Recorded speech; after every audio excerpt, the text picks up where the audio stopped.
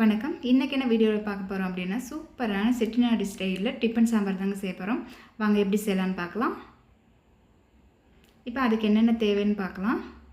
நம்ம ஒரு சின்ன டம்ளரில் 3/4 டம்ளர் அளவுக்கு துவரம் பருப்பு, அதே 1/4 டம்ளர் அளவுக்கு சிறுபருப்பு, 3 தக்காளி, ஒரு 15 சாம்பார் வெங்காயம் உரித்து வச்சுருக்கேன். இது கூட கொஞ்சம் கட்டி பெருங்காயம்.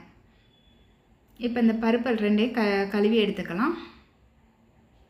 இப்போ ஒரு குக்கர் வச்சுருக்கேன். இப்போ அந்த பருப்பு கழுவுன பருப்பை இதில் சேர்த்துக்குங்க.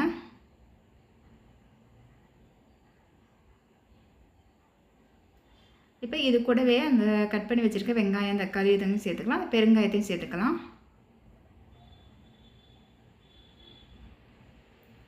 இப்போ தண்ணி சேர்த்துருங்க. இப்போ மூடி வச்சுருங்க. 2 விசில் வச்சு எடுத்துக்கலாம்.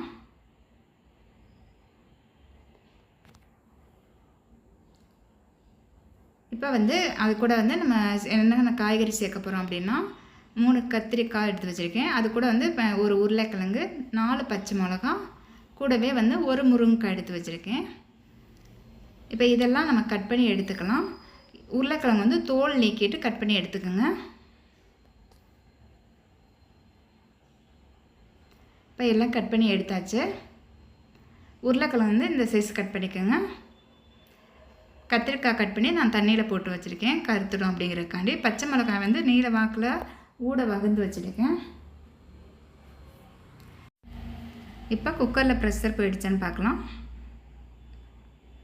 இப்போ குக்கர் ஓப்பன் பண்ணிவிட்டு ஏற்கனவே கட் பண்ணி வச்சுருக்க காய்கறிலாம் சேர்த்துக்கலாம். அதுக்கு முன்னாடி இதுக்கு என்னென்ன மசாலா வேணுங்கிறத சேர்த்துடலாம்.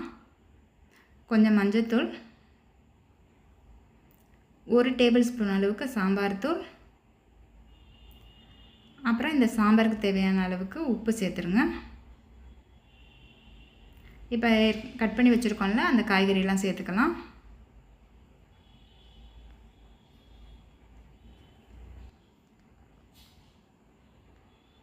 இப்போ தண்ணி போதுமாக பாருங்கள். உங்களுக்கு சாம்பார் பருப்பு கெட்டியாக இருந்தது அப்படின்னா கொஞ்சம் தண்ணி சேர்த்துக்கோங்க. இப்போ கரண்டி வச்சு கிண்டிட்டு இப்போ மூடி வச்சிடலாம். இப்போ 1 விசில் வச்சு எடுத்துக்கிட்டால் போதும். ப்ரெஷர் போன பிறகு ஓப்பன் பண்ணிக்கலாம். நமக்கு காய் நல்லா வெந்துடுச்சு. இப்போ கரண்டியால் நல்லா கிண்டி விடுங்க, சும்மா 2 தடவை. இப்போ இதுக்கு நம்ம தாளிப்பு சேர்த்துக்கலாம். ஒரு கடாய் வச்சுக்கலாம். கொஞ்சமாக ஆயில் சேர்த்துக்கோங்க. ஆயில் நல்லா சூடாகட்டும். ஆயில் நல்லா சூடானதும் இது கூட ஒரு 1/2 ஸ்பூன் அளவுக்கு கடுகு, 1/2 ஸ்பூன் சீரகம், இப்போ இது கூட 5 காஞ்ச மிளகாய் காம்பு நீக்கிட்டு சேர்த்துக்குங்க. இப்போ இதெல்லாம் நல்லா பொரியட்டும். பொரிஞ்சது இது கூட 2 கொத்து அளவுக்கு கருவேப்பிலை சேர்த்துக்கலாம்.